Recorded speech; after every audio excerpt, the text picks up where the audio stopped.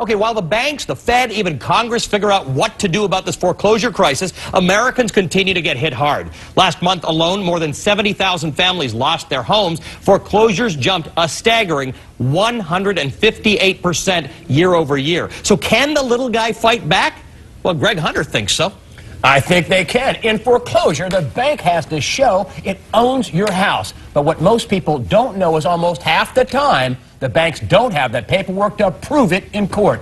In many cases, it ends up lost or destroyed. It's a national problem that the banks would love to keep quiet, because knowing that could be your best defense in fighting foreclosure. Everything was all right until I refinanced. Like many homeowners, Jackie O'Brien is behind on her mortgage. She bought her house near Clearwater, Florida in 2004, but in 2007 fell behind on her payments following a death in the family. I'd returned to England, and I was sort of giving support to family members and things like this. And when I came back to America, I was in default with my mortgage. I was behind with my payments. She says she tried on several occasions to catch up on her payments with her bank, Wachovia. She showed us a photocopy of one catch-up payment for $8,500, but the bank wouldn't accept it and is foreclosing on her property. They wouldn't take your payments after that? No, they wouldn't take my payments. That was it. No more. They didn't even want to talk to me. But in foreclosure, she discovered the bank filed a motion for lost instruments. In other words, the bank lost or destroyed the actual proof that it owns her house. I think the note has been sold on so many times, and they've become very sloppy with their paperwork. It could be on a dumpster somewhere, for all I know.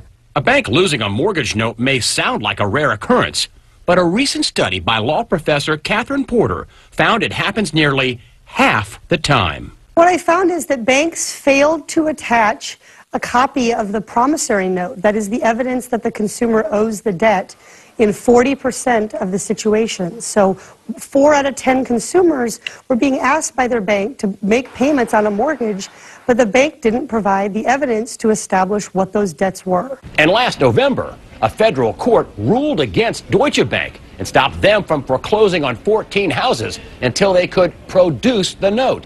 Those foreclosures are still in limbo. I'd like to know who actually owns my mortgage.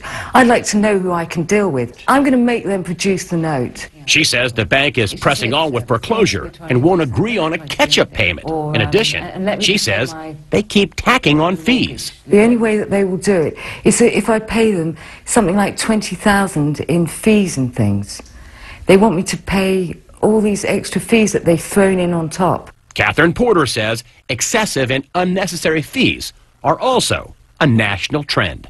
The most disturbing thing we saw was that most banks simply don't tell consumers what these fees are for. So we saw thousands of dollars of charges that were labeled as other or miscellaneous.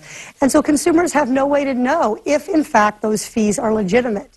We contacted Wachovia to ask about the case, and they said, due to customer privacy concerns, we cannot give specifics into pending customer actions, but we will work with customers through the delinquency and foreclosure process to keep them in their homes.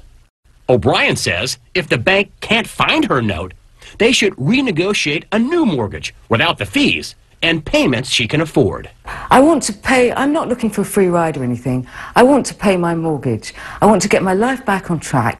O'Brien goes to court Monday to find out how long she'll stay in her house. Attorney Chris Hoyer says if you do get a foreclosure notice, you should get an attorney, or at the very least, find out when and where your foreclosure court date is and show up. Do not just abandon your property and move out. For more on this, you can log on to cnnmoney.com. All right, riddle me this. Why doesn't the judge just start out when something like this happens and says, can somebody provide me with the proof of ownership of the house? You know what? I think that's a great idea, Allie. A lot of times people just move out. They say, oh, wait, honey, we got a foreclosure notice. Let's go get a U-Haul and move out. And so when the banks go to court, they say, hey, listen, the property's abandoned, Your Honor, so we want to retitle the note in our name. We want to reestablish the note in our name. And they say, well, there's nobody there to contest it. But if you contest it, that's when the problem starts. But yes, the bank should first off start out and say, hey, listen, where's the paperwork? Where's your mortgage? Where's the proof you own the house? Yeah.